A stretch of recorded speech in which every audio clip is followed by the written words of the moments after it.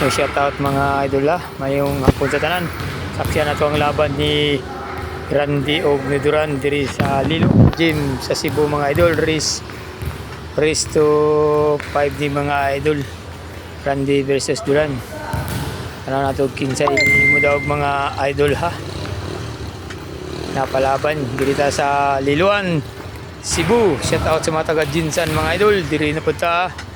Kasi makauli ta ni ugma kay makato ta og Tibuli kay araw ng Tibuli mga idol. Diri na si Randy na ang nagtira napalaban. Tira ang galing ni Randy mga idol. Liloan Cebu Gym, napakaganda ang gym ng Cebu mga idol